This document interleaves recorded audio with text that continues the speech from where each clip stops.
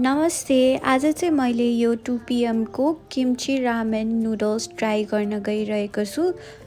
यसलाई चाहिँ 120 रुपिस पर्यो र यो भित्र किम्ची फ्लेक्स हुन्छ अनि पाउडर हुन्छ अनि त्यसपछि तेल हुन्छ। यो किम्ची रामेन भएको कारणले चाहिँ म यसलाई सुपी नै बनाउने विचार गरेँ र 2 ग्लास र आधा ग्लास पानी लिए र त्यो उम्लिन थालिसकेपछि यसमा म चाउचाउ हाल्दैछु। अब यो 1-2 मिनेट एकछिन पकाएपछि म यसमाथिबाट यो किम्ची फ्लेक्स हाल्दैछु। अब यसलाई म 4-5 मिनेट जति पकाउन राख्छु।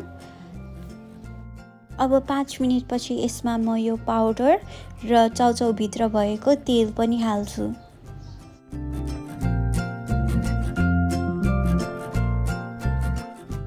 अब यसलाई म 3 मिनेट जति पकाउँछु।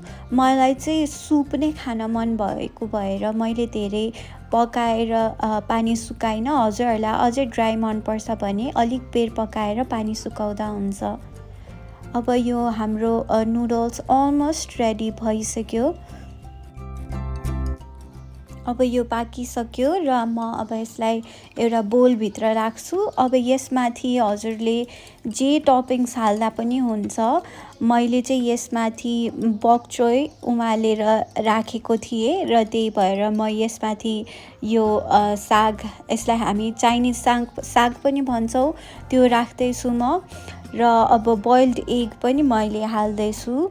हजुरहरूले अरू मासुहरू राख्दा पनि हुन्छ र यसमाथिबाट म स्प्रिङ अनियन्स पनि हाल्दैछु अलिअलि र यो रोस्टेड सेसमी सिड पनि हाल्दैछु।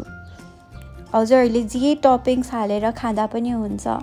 मलाई चाहिँ यो नुडल्स एकदमै मिठो लाग्यो, पिरो थिएन। यो एउटा चाउचाउले 2 जनालाई खाजा पुग्छ र पिरो नखानेहरूको लागि यो बेस्ट हो। अनि यो किम्ची चाहिँ अलिअलि गुन्द्रुक जस्तो टेस्ट आइरहेको थियो, तर मलाई चाहिँ एकदमै मिठो लाग्यो। हजुरहरूले पनि ट्राई गर्नुहोस् है।